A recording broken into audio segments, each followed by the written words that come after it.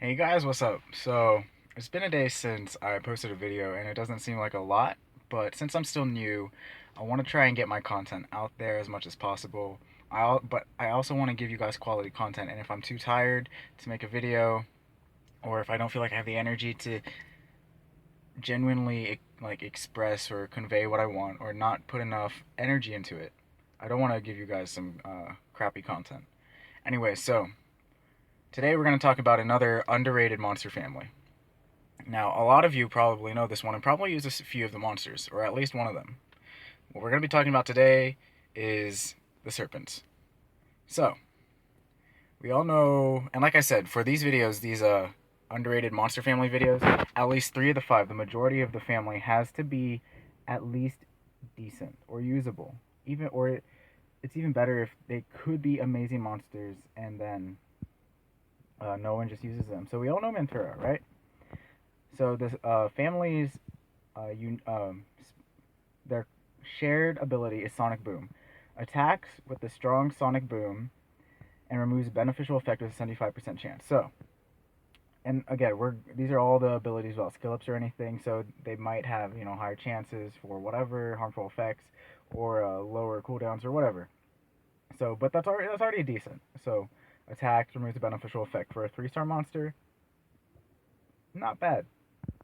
Also, yeah, for anyone wondering, this is a Goku shirt. My girlfriend got it for me for Christmas, and it's pretty awesome. Whenever I wear it, I get a lot of compliments, or at least people look at me and they just like nod their heads, and it's kind of funny actually. Anyways, Sonic Boom, Dark Blast, attacks all enemies to decrease their attack speed for 2 turns. Damage of the skill increases according to max HP.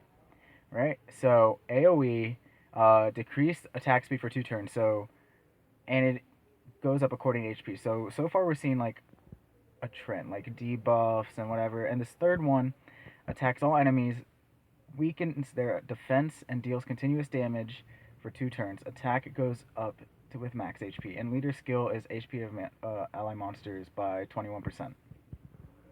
So we got 2 AOE skills, we got three harmful effects, 2 debuffs, and one is removes a beneficial effect. And both of these scale up with HP, which is nice because he's an HP monster. He has a decent base HP.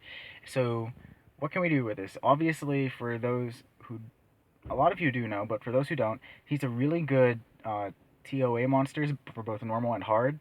The AoEs are great, the dots is great, and HP is great. So you can put him on a Despair rune, so now he has 2 AoE stuns, in addition to lowering their attack speed and dealing dots. Plus, you put them on HP, HP, HP, or HP defense HP, or speed HP, HP, and you just have like defense and HP stats. But really good. You build him tanky, whatever. He's a really amazing monster for TOA. So it's a lot of fun there. You could even use him in a raid frontliner, or not a raid, but as a rift frontliner for fire, since he has 2 AOEs. So you could do that, but you would probably need a different build. Instead of Despair, you might want Rage on him with HP, HP, HP, and then crit rate, substats, or something. So Mantura's a little flexible. He's a pretty good monster, especially for a 3-star. And since even though he's light and dark, since he's a 3-star, you have a decent chance of getting him with a light and dark scroll. All right. The second one is Alperia. So, a lot of people they want Mantura, but they don't realize Alperia, or they try him out and they don't realize its potential.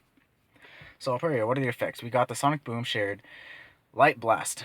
Attacks the enemy 3 times with energy, and each attack is a 30% chance to decrease the target's attack bar by 30%.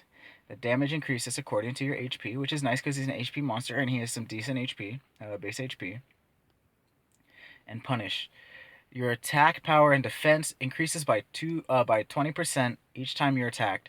This effect can stack up to 10 times. All right, so that's a total of 200% increase.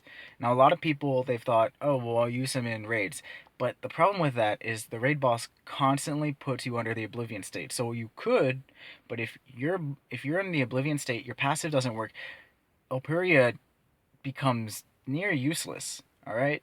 because you rely on those you rely on his passive punish to really make you hard to kill. Otherwise, you build HP, but you don't really have too much attack or defense. They're actually pretty low. All right, but where would Alperia be good? Alperia might be good in a Guild War or Arena Defense. You could also use Alperia in certain Rift Beasts. You could use him in, I want to say, you could, let's see, any of the rest? No, not really. Not really any of the Rift Beasts. Uh, Maybe the Light Rift Beast. Uh, Once you've been attacked enough, you build up some attack and defense. It's nice. You're on HP, but this would reduce damage. However, this would be pretty good since you do have a 200% increased attack. So I would mostly use Alperia on a defense, most likely. Maybe you could use it on a Guild War offense or an Arena offense, or not Arena. When I say Arena, I meant World Arena. So Guild War offense, Guild War defense, Arena defense, or World Arena. That's mostly where I'm thinking that you might see Alperia be useful. Alright, I don't really see Alperia being useful anywhere else, but those are still good places to be. Like, if your goal is World Arena, Alperia might be something you might think about. Alright, and the last one is I wanted to talk about Foul. Foul, again, we got the Sonic Boom. Here we have Fire Blast. It's the same thing instead of, I think this was Light Blast. Yeah, but the effect is the same, even though the name is slightly different. And then we have Revenge. Provokes all enemies for 1 turn and returns 30% of the inflicting damage to the attacker for 3 turns. 5-turn cooldown. I think it goes down to 4 turns when it's max killed. Alright, and this is Arena HP, goes up by 21. So, you can use Foul. You can use Foul in TOA. Alright, I'm not going to say Foul is the best monster, but AoE provoke. So they have to attack Foul. Alright? And then, any of the damage that Foul takes, 30% of it is returned to the attacker for 3 turns. Alright? And that's the provoke. That's 1 turn. Bam. Alright? Now, the other 2 turns, Foul might get hit again. Alright? Not guaranteed. But if Foul does, that's more damage returned to the attacker, which is really nice because in TOA, monsters can hit really, really hard. Foul has really high base HP. Alright? For a 4-star, it's really high, but really low defense and attack. So you want a lot of HP subs to capitalize on Foul, and some defense so she doesn't die too quick, but not too much defense or else Revenge becomes less effective. AoE, she takes damage, but not a lot is returned. So you want defense to keep her from taking too much damage, but you want to mostly capitalize on that HP. Alright, I would definitely throw a set of accuracy on her. Maybe a set of violent. You could even do accuracy double nemesis or accuracy nemesis revenge. So that way they attack, you have increased accuracy. If you get attacked, your health goes down, right? Your attack bar goes up, more turns, and then revenge, if they have a buff, you can help remove it. So those might be options for it. But so, those are the 3 monsters I want to talk about today. The water and the wind serpents are not really anything special. And again, aside from Mantura, Foul and Alperia might not be as good, but they're not bad monsters. And I really think that Foul might, if they buff the Serpents as a whole, because sometimes they buff 3-star monsters too, right? So if they buff the Serpents as a whole, if they even give small buffs to Foul, I think it can move Foul up to a very usable 3-star monster who's very accessible, since it's a 3-star monster.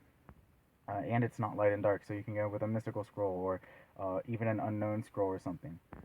So, those are the monsters I want to talk about today. I hope you enjoyed the video. Remember to like, comment, subscribe, share, any combination of those, and try something fun. Try these monsters. Try other monsters, because most of these monsters are not bad. Even the ones I don't go over, it doesn't mean they're bad. It just doesn't mean they don't really have anything that sets them apart. But if you have nothing else, sometimes they work. So try something. Try creative builds. Try a damage build on an HP monster, because sometimes those monsters have surprising damage scalings, not just HP scalings. Anyway, especially 3-star monsters, sometimes their builds and kits don't always make sense. So weird builds might be the way to make them work. Anyway, that's it. Hope you enjoyed. Until next time, stay in trouble.